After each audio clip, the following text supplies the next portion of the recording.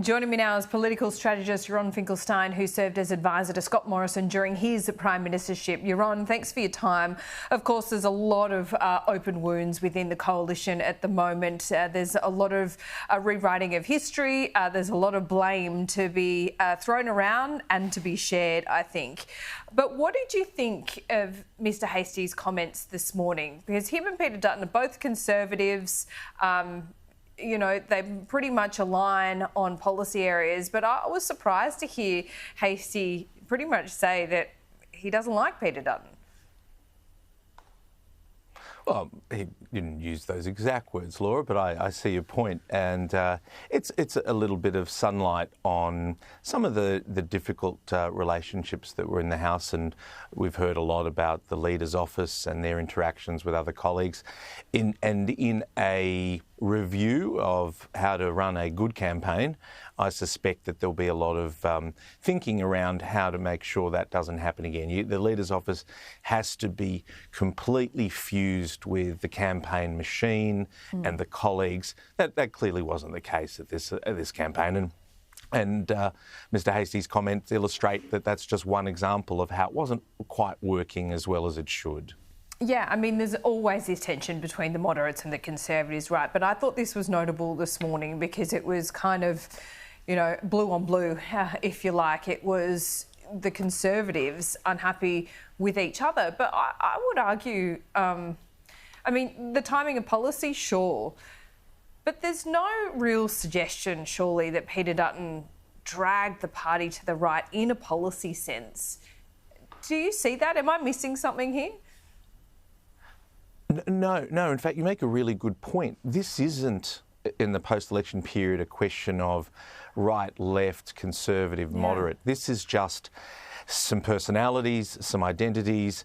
This is old ways of doing politics, new ways of doing politics. It's actually a very different way to look at the problem that emerged during this campaign. And that's why those that are articulating some sort of future for the Liberal Party that is beyond this idea of left and right have got it right.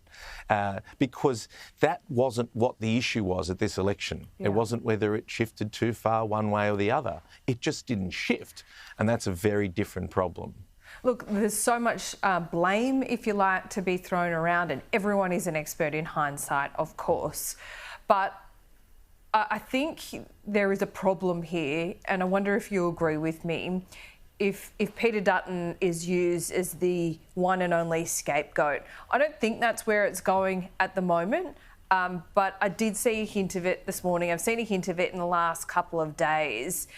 And I think the problems of the Liberal Party go well beyond the leadership of the last 3 years. And I think it is fair to point out that after a decade of really infighting and leaders in the Liberal Party having to look over their shoulder to see who's coming for them, I didn't see any of that in the last 3 years. I mean, Peter Dutton was given clear air to be the leader, and yeah, I thought he was able to keep that broad church intact largely.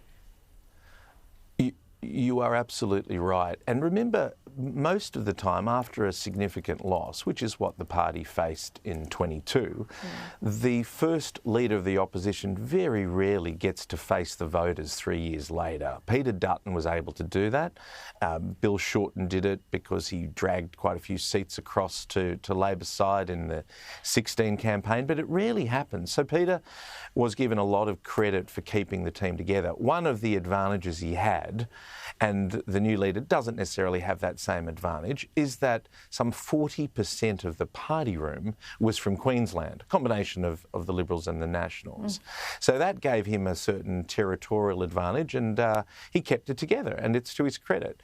The problem, of course, is it didn't matter once we started the election campaign. Division wasn't the issue, as we know full well. And I don't believe it'll be the question for those that are trying to review and reform the party. It won't be just about the fractions or divisive lines. It won't be that. It's about who is attempting to bring the party up to a modern standard on what they're offering to the Australian people, a modern standard on campaigning, all of those questions. As we talked about last week, it's the difference between the old way of doing things and the new way of doing things, not the left way of doing it or the right way of doing it.